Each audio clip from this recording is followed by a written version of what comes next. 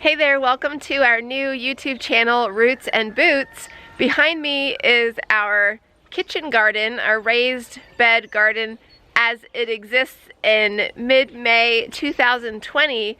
But the video I'm about to show you is actually my spring garden tour from last year, 2019, before we had this YouTube channel. So I hope you'll enjoy this spring garden tour and then come back to see our current garden tour.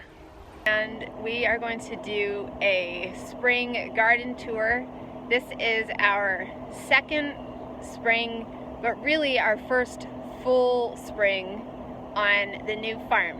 Last year we moved here at the end of May, and so before we actually moved in, we were over here building the raised beds and planting some things, but as you can imagine, we didn't get in a full garden last year. It was so crazy last year, and so we've added 3 more boxes since then, and so I'm going to take you on a tour and show you around our garden. I wanted to acknowledge the fact that I am wearing my glasses because it is early in the morning. The lighting is better in the morning and it's quieter. And my eyes are just not ready for contacts early in the morning, so I usually wear my glasses. The sun is coming up, so I like some shade over my eyes. This is my old ratty gardening visor. So you're getting some of the real me this morning. So let's take the tour.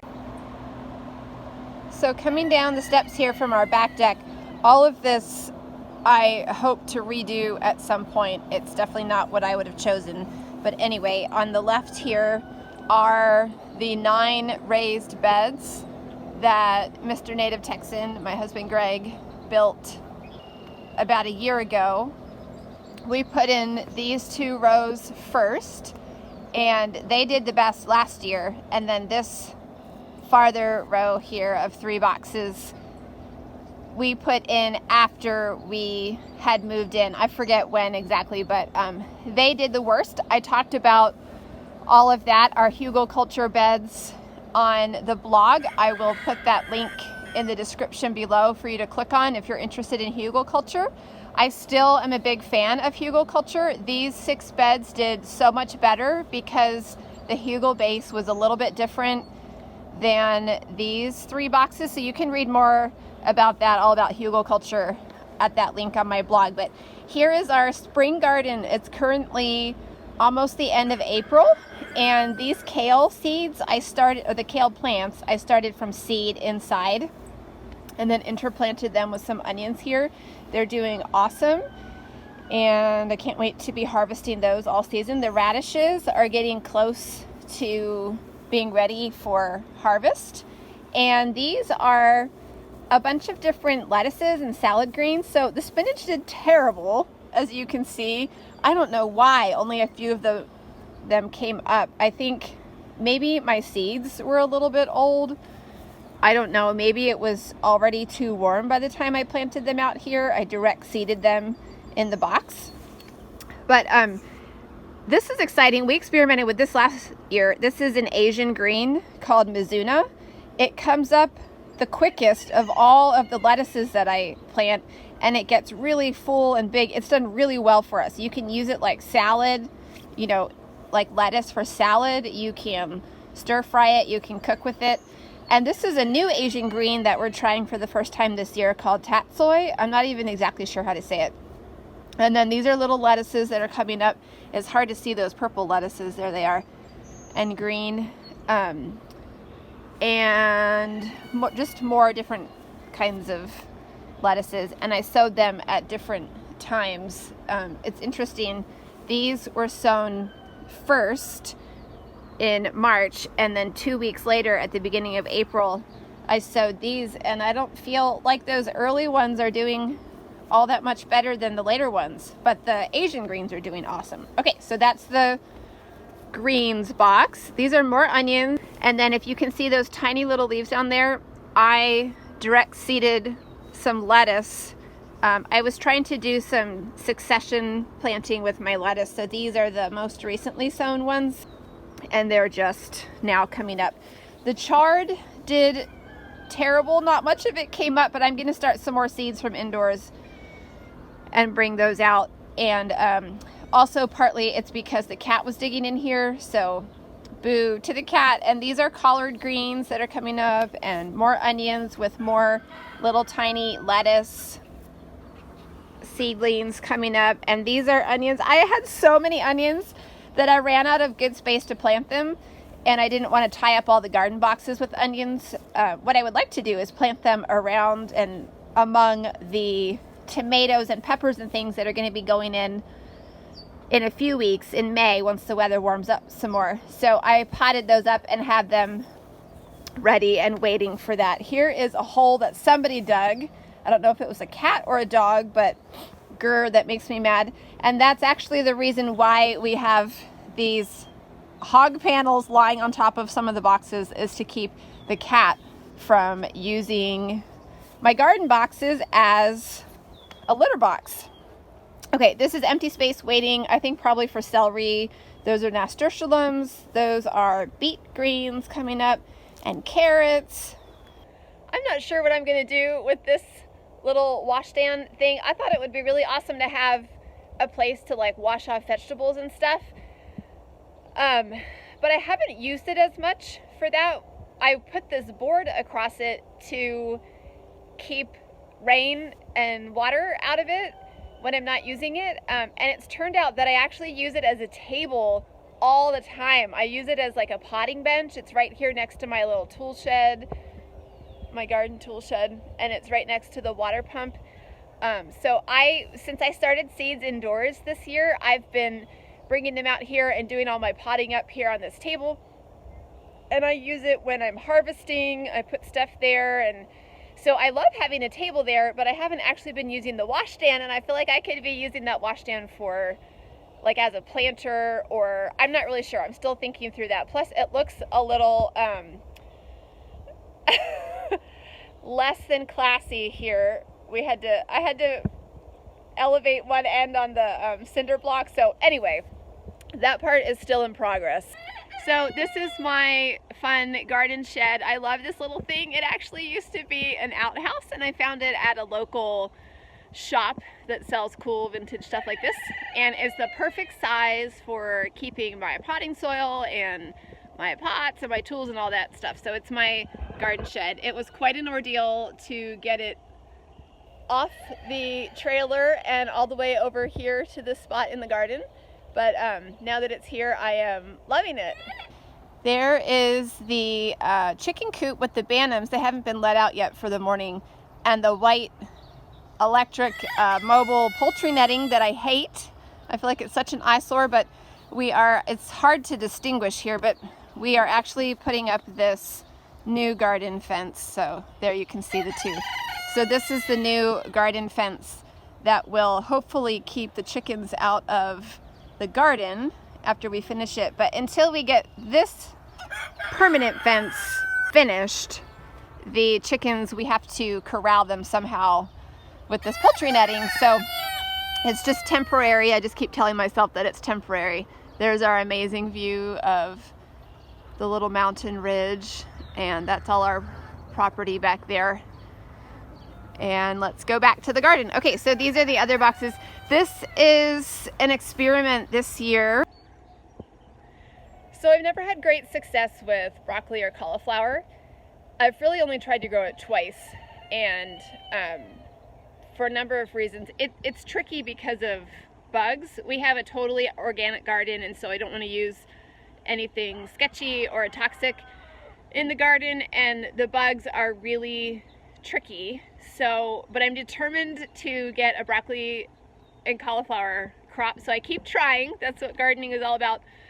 Lots of experiments. But so, anyway, this year these row covers are for the broccoli and the cauliflower, but this box is full of onions and cauliflower, and I'm hopeful that keeping the cauliflower and the broccoli covered, as far as I understand, I can keep them covered for their entire life because they don't require pollination. And so the row cover protects them from the insects that are typically a problem. So that we're trying that this year. The really challenging part of this for us here on this property is that we get so much wind. That's part of the reason why I'm doing this video this morning, is because it's calm and not windy this morning, which can be a little bit of a rarity. So when the wind is blowing, these row covers, which someone said that they look like covered wagons, which is true, they just like shake and blow. I'm cautiously optimistic that these covers are going to hold up to the wind, and maybe I'll do a whole video about the row covers and the materials that I'm using to help keep them secure. But anyway, these two boxes are the cauliflowers and the broccoli. Okay, so cauliflower and onions in this box, and broccoli and onions in this box.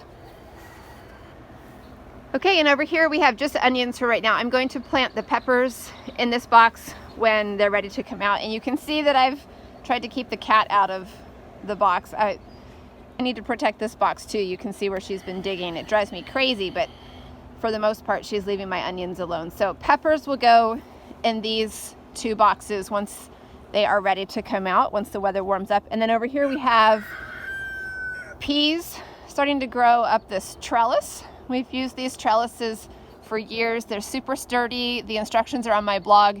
You use, I think this is, I forget what it's called, electrical conduit. It's really sturdy and those elbows hold it together. If you're interested in cheap and easy garden trellises for vertical gardening, you can find those instructions on the blog. I'll put the link in the description. And then these are radishes and carrots growing. And then this space, well, those are some nasturtiums.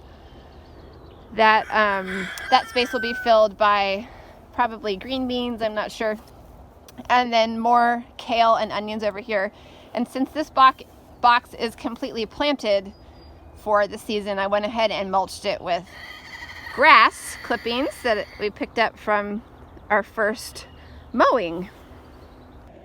So next I'll show you the other side of the garden. On the right side of our walkway out here, we have three little, we call them herb boxes, because one of them was constructed at our former property and we brought it with us, and it was my herb box over there. So when we installed it here in this garden, my husband built two more, and so we just refer to them as herb boxes, even though there are more things, other things growing in there than just herbs. So let's take a look at that side. Okay, so this is the other side of the garden. This side has undergone quite a transformation. There used to be shrubs and even a tree over here until just a couple days ago. Some of the shrubs came out last year. But anyway, we've been gradually working on this space, and just a couple weeks ago we built this little retaining wall. We had a brand new fence, perimeter fence, put up around our field, getting ready for cows, and these were the old fence posts that were pulled out, so we're reusing them here as a retaining wall. Because this space is on a hill, it's on a slope. I'm not sure if you can tell how much of a slope it's on from this video, but we needed a way to keep all of the soil and stuff contained. And so we have been gradually creating this space. So I have three herb boxes over here, and then I'm going to use the rest of this space to plant tomatoes and peppers and grow some melons up that trellis a little later in the growing season. So over here we have more onions and strawberries and nasturtiums, and these are my chives. I actually brought these with me from our other house, and they are doing great here in their new home. I've got some comfrey planted there on the ground, and these are more radishes and carrots. And these are coffee grounds that are waiting. I'm going to use them in this space over here, and also we have more garden space way out behind the big barn. And these coffee grounds come from a local coffee shop, and they're awesome to save them for gardeners, and they're a great way to add nitrogen to the soil, which is helpful when you're using a lot of wood chips. This is Aspen, our Australian shepherd, watching over everything here on the farm. And this is the berry patch. If you can see the berries in between all of the weeds, we need to do something about all of this grass over here. But we have 10 berry plants. These we planted last year, and these we just planted, a couple weeks, maybe a month ago. It's interesting that these are already bigger and doing a lot better than these plants that came. They both came in the mail. These came as tiny little bare root plants, and these came as, I guess they're maybe a year or two more mature, and they already have little berries on them. You can see some of the berries there. Here are some. Those are some berries that are starting to grow. So I'm curious to see how the berries do this year. I'm not expecting to get a huge harvest from the berries, but I'm glad that we've got them all on the ground, and we are just that much closer to having an awesome harvest at some point in the future. So this is the berry patch. And this is one of my elderberry plants. I have 2 elderberries that are little babies, and I'm wondering, I think I probably placed them too close together. I'm wondering if I should move them while they're still tiny, but I'm excited to have great growth on both of the elderberry plants. That's the spring garden tour. Thanks for coming along.